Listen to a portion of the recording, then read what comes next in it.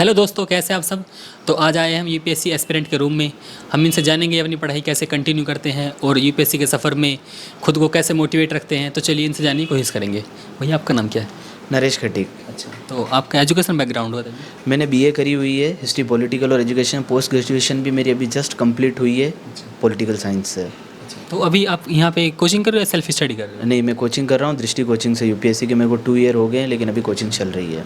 अच्छा, ये दृष्टि आईएएस जो कोचिंग कराता है, ये कितने दिन में अपना सिलेबस खत्म कर देता है लगभग? एटलीस्ट 2 ईयर तो लगेंगे ही है। अच्छा, तो आपका ख़त्म होने में है? हाँ, बस जस्ट खत्म होने वाला, लास्ट इकोनॉमिक्स और बची है। अच्छा फिर फिनिश। अच्छा, दृष्टि के टीचर्स हैं, उनके बारे में आपका क्या विचार है?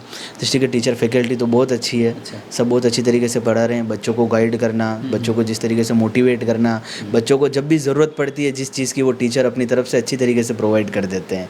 तो हमें वीक नहीं महसूस होने देते हैं। जब भी लगेगा कोई लो डाउन जा रहा है तो पर्सनली भी गाइड कर देते हैं। कभी भी अपने यूँ नहीं है कि आपको लिए टाइम नहीं देंगे। जब आप मांगोगे सारे टीचर अवेलेबल रहते हैं। अच्छा लगा यहाँ का एनवायरनमेंट। ओके। अच्छा, जैसे आप यूपीएससी की फील्ड में आए हो, आपने कब सोचा कि मुझे आईएएस की तैयारी करनी चाहिए? जैसे मैं क्या अपने वहाँ पर मेरे एरिया के अंदर मैं स्कूल में पढ़ा रहा था। अचानक क्या हुआ, हमारे यहाँ पे एक टीचर थे जिनका मेरे घर के अंदर as a second grade teacher वो आए।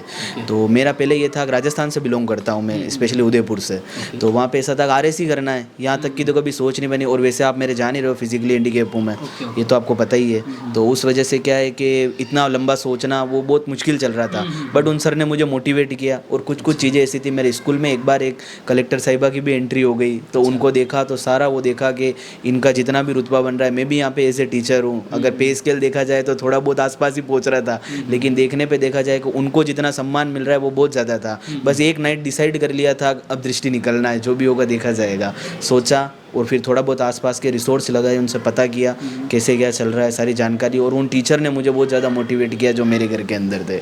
उनके मोटिवेशन से ही मैं यहाँ पे पहुँचा हूँ। और फिर पेरेंट्स का तो यही है। अच्छा, जैसे आप यूपीएससी कर रहे हो, यूपीएससी में आपका ऑप्शनल क्या है? हिंदी साहित्य। अच्छा, जैसे कुछ लोग ऐसा करते हैं कि जो आर्ट्स में सब्जेक्ट लेते हैं पीछे बीए में, एमए में, उनको ही कंटिन्यू रखते हैं ऑप्शनल में। क्या आपने ऐसा किया? नहीं, मैंने ऐसा नहीं किया। मैं तो वैसे तो मेरा 12th तक तो साइंस बैकग्राउंड रहा हुआ है, लेकिन उसके बाद मैंने चेंज कर दिया था। अपने बैकग्राउंड में भी थोड़ा चेंजेस लाया मैं, क्योंकि मेरे को इस फील्ड में जाना था।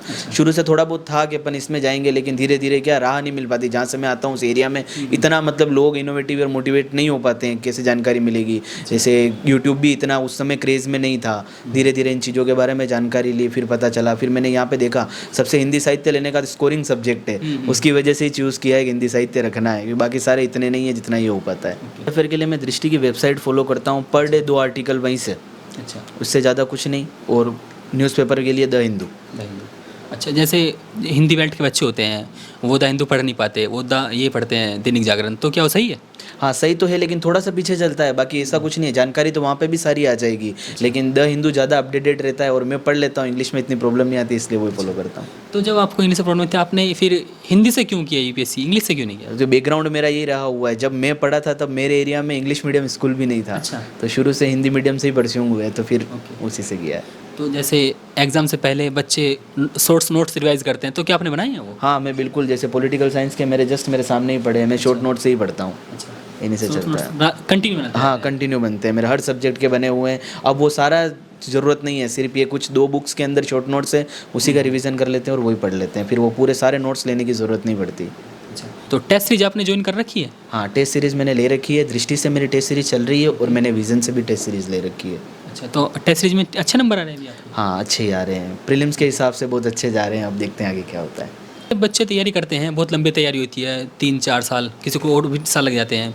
तो डिमोटिवेट बीच में होते हैं, तो आप कैसे खुद को मोटिवेट करते हो? डिमोटिवेट तो मैं खुद भी हो जाता हूँ कभी। सिलेबस तो इतना बड़ा है, तो आपको अपने आप को पॉजिटिव अंदर से रखने के लिए या तो कोई पीसफुल इन्वायरमेंट के हिसाब से रहो, या आप किसी की मोटिवेशन वीडियो देखोगे तो उसके हिसाब से भी आप ज़्यादा से ज़्यादा 2 या 3 मिनट के लिए वीडियो देख सकते हो और मोटिवेट हो जाओगे। फिर वापस वहीं पहुँच जाओगे जहाँ से आपने शुरू किया था। उसके लिए आपको अपने अंदर से बनाना। अपने पेरेंट्स का संघर्ष देखो कि उन्होंने क्या क्या किया है, उन्होंने किस तरीके से यहाँ पे पहुँचाया। जिस दिन मुझे लगता है कि मैं डिमोटिवेट हो रहा हूँ, उस दिन मैं आंखें बंद करता हूँ, मेरे मम्मी पापा ने मेरे लिए जो किया वो सोचता हूँ, और सोचता हूँ कि उनके लिए तो करना ही है। उस दिन अपने आप अंदर से मोटिवेशन आ जाता है और फिर मैं लग जाता हूँ। मैं तो यही कहूँगा, पेरेंट्स को अगर आप केंद्र में रख के अगर सोचोगे ना, तो आप 100% इस चीज़ को अचीव कर लोगे।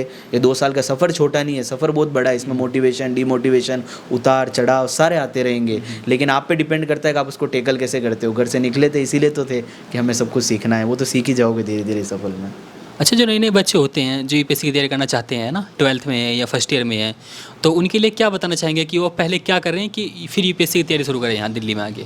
आप सबसे पहले एनसीईआरटी पे फोकस करो। एनसीईआरटी आपको पढ़नी है। एनसीईआरटी पढ़ने के बाद में आप फिर आपका बेसिक जब कंप्लीट हो जाएगा ना, तब आप यूपीएससी के अंदर एंटर हो। डायरेक्ट आप ऑथेंटिक बुक के ऊपर नहीं जा सकते। सारे टीचर भी बोलते हैं और मेरा भी ये मानना है। मैंने अपना बेसिक एनसीईआरटी से ही ख़त्म किया। एनसीईआरटी जब हो जाए तब आप आगे की तरफ बढ़ो।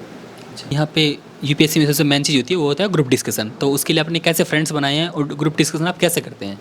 जैसे मेरा जो ग्रुप है ना वो 6 जनों का ग्रुप है और अभी जस्ट कल ही हम लोगों के 2 जने और एंटर हुए हैं और टोटल 8 जनों का ग्रुप बना हुआ है और उसके अंदर गर्ल्स भी है और बॉयज़ भी है, ताकि वो जो हेजिटेशन होती है ना बोलने की वो कम हो जाए। हम लोगों का पैटर्न ऐसे रहता है कि हम पर वीक टॉपिक डिवाइड करते हैं। जैसे सब्जेक्ट उठा ली, एग्जाम्पल लूँ, जैसे स्थल मंडल ले लिया। अभी कल ही संडे था, हम लोगों ने बैठ के डिसाइड किया कि इस वीक हम स्थल मंडल के ऊपर फोकस करेंगे। तो पूरी टीम उसी को तैयार करेगी, उसको 3 फेज़ में तैयार करेगी हमारा ग्रुप। जैसे फर्स्ट फेज़ में रहेगा उससे रिलेटेड पिछले 3 मंथ की मैगजीन में जितना भी करंट अफेयर आया है वो हमें साइड करना है। उसके बाद में एनसीईआरटी से उससे रिलेटेड कुछ भी टॉपिक हो तो उसको लेना है और उसके बाद में ऑथेंटिक जो सर के नोट्स और ऑथेंटिक बुक है वो हमें पढ़नी है। तो इस वीक पूरा कंप्लीट होगा और संडे को हम लोग कहीं ऐसी जगह होगी जहाँ पे इन्वायरमेंट अच्छा होगा, वहाँ बैठेंगे और 3-3 का 4-4 का ग्रुप बन जाएगा और उसके ऊपर एक दूसरे से क्वेश्चन पूछते हैं हम लोग। और जैसे ही पूरा टॉपिक खत्म होता है, जैसे एक सब्जेक्ट खत्म हो जाती है, पूरी फिनिश हो जाती है, तो उसके बाद हम लोग मार्केट से उसकी टेस्ट सीरीज़ खरीदते हैं। सब एक दूसरे का टाइमर सेट करते हैं और उसी बेस पे टेस्ट सीरीज़ देना शुरू कर देते हैं। इससे पूरा टाइम खत्म होता है, उसी एग्जैक्ट वैसे ही होता है जैसे एग्ज़ाम चल रहा है। और इस चीज़ ने मुझे मेरे मतलब इस स्टडी के पूरा जितना भी सफ़र रहा उसमें बहुत ज़्यादा मदद की है। मेरे ग्रुप की वजह से मैं कह सकता हूँ कि मेरी रैंक अलग अलग दिन और अलग अलग तरीके से इम्प्रूव होती ही जा रही है। तो आपको करना चाहिए, ये ज़रूर करना चाहिए। नए एस्पिरेंट जो भी आते हैं, जैसे विकास सर अपने ओरिएंटेशन में बोल ही देते हैं कि आपके जस्ट पास बेटा उसी से दोस्ती शुरू कर दो आप लोग और ग्रुप बनाना स्टार्ट कर दो। तो हमने भी वहीं से शुरू किया था और आज मेरे को 2 साल हो गए, ग्रुप मेरा अच्छा बन रहा है और पढ़ाई भी बहुत अच्छी तरीके से चल रही है। और ऐसा नहीं है कोई एक ही जा रहा है, पूरा ग्रुप बहुत अच्छी तरीके से अच्छी मार्जिन से नंबर लेके आ रहा है और अच्छा चल रहा है। अच्छा, जैसे दिल्ली में बच्चे आते हैं और वो आने के बाद भटक जाते हैं, है ना? काफ़ी सारे रास्ते होते हैं भटकने के, यहाँ पे चीज़ देख के भटक जाते हैं, है ना? तो वो कैसे खुद को पढ़ाई के ऊपर फोकस रखें? जैसे वो सपना लेके आते हैं गांव से, उस पर कैसे उन्हें फोकस रखें? गांव से, मैं भी गांव से ही निकला हूँ। डिस्ट्रैक्शन सबको होता है, शायद मुझे भी हुआ था, सबको होता है सबकी ज़िंदगी में। एक बार यहाँ आने के बाद में वो फेज़ आ ही जाता है कि आप भटकोगे, लेकिन आपका ये है कि आप अंदर से किस तरीके से आप उस चीज़ को रोकना चाह रहे हो। आपको जैसे मैं आपका ही एग्जाम्पल दे देता हूँ, मैं डिमोटिवेट हुआ, आप मेरे सामने कितना भी आके बोलोगे लेकिन मैं नहीं बना पाऊंगा अपना रास्ता। आपके कहने से कुछ नहीं होगा जब तक मैं अंदर से नहीं जगूंगा। मतलब जो नए एस्पिरेंट आ रहे हैं वो यहाँ का देखेंगे दृष्टि, इतने दिन तो अपने गांव में रहे, यहाँ पे जैसी शहर की दुनिया में आए तो सब कुछ नया नया इनको दिखना शुरू हो जाएगा यहाँ पे। तो रास्ते 2 होते हैं, चुनने अपने को ही होते हैं। तो आप कौन सा रास्ता चुनोगे, अच्छा या बुरा? बुरा कुछ भी नहीं होता वैसे मेरी नज़रों में, हर एक के अंदर पॉजिटिव आ जाता है। अगर आप भटक भी गए हो तो भी आप संभल सकते हो। अगर आप अपनी पढ़ाई की तरफ फोकस करोगे, ये किताबें हैं ना जो यहाँ पढ़िए, यहाँ पढ़िए, ये बहुत कुछ सिखाती है। इनसे आप जहाँ पर भी भटकोगे ना, कोई ऐसी बुक रखो अपने पास जो आपको मोटिवेट करती रहे और आपको जिस राह से नहीं भटकना है उसके बारे में बताती रहे। और जैसा मैंने आपको पहले बताई है, पेरेंट्स को केंद्र में रखना ही है, उनको कभी नहीं भूलना है जो है, जो सब कुछ उन्हीं की वजह से हुआ है। और यहाँ पे आपको जो भी चीज़ लग रही है कि आपको डिस्ट्रैक्ट कर रही है, आप इतना बड़ा सफ़र 12 साल 13 साल, कोई फर्स्ट ईयर में आ रहे हैं, कोई थर्ड ईयर में आ रहे हैं, इतने साल की मेहनत लेके आए हैं, अगर वो रुक रहा है कहीं भी किसी चीज़ में, तो आपको वो सोचना है कि इन 2 साल इतना 12 साल कैसे जीरो कर सकता हूँ मैं इनके सामने। तो मोटिवेशन तो आपको अंदर से लेना पड़ेगा, कोई चीज़ आपको मोटिवेट नहीं कर सकती, आपको अपने अंदर से ही शुरू करना पड़ेगा, बाकी तो चेन तो जुड़ती ही जाएगी। धन्यवाद भैया। Thank you.